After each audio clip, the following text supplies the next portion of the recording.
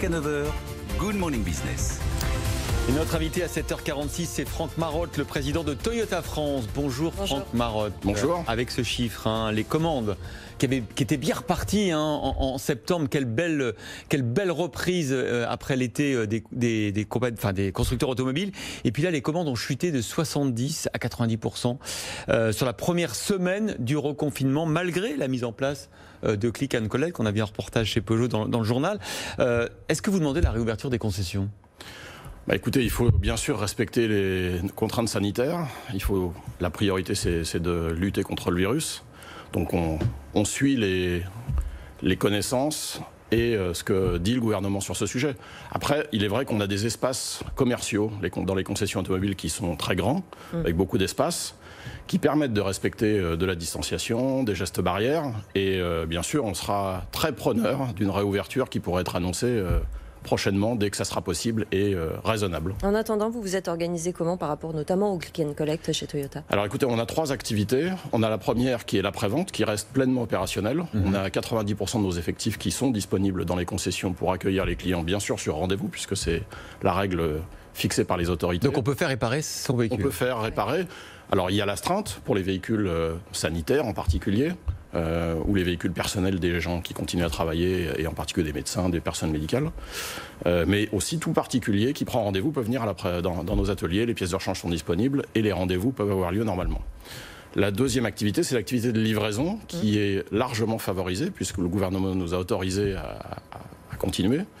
Et ça fonctionne très bien. Est-ce qu'on achète facilement son véhicule sans s'asseoir et sans... Alors ça, c'est la troisième activité que vous mentionnez, c'est l'achat de véhicules, neufs ou d'occasion.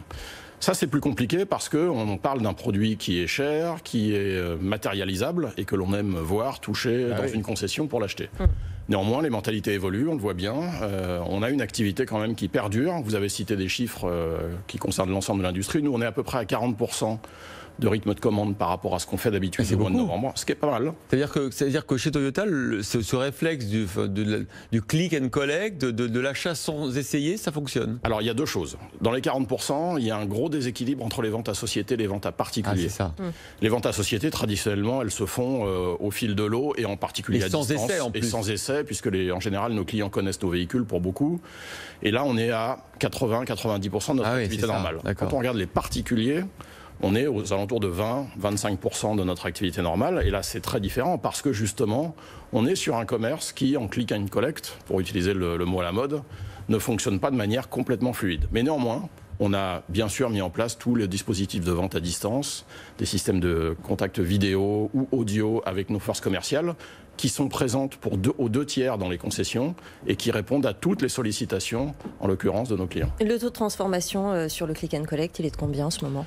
Alors, on est aux alentours de 25%, là où habituellement, on est entre 35 et 40% selon les semaines d'activité. Il n'y a pas une si grande différence que ça, finalement ? Non, alors, en fait, c'est un trafic, lorsqu'on arrive au bout du tunnel d'achat, c'est-à-dire que le client prend contact avec le vendeur, et c'est là où on commence à monitorer le taux de transformation.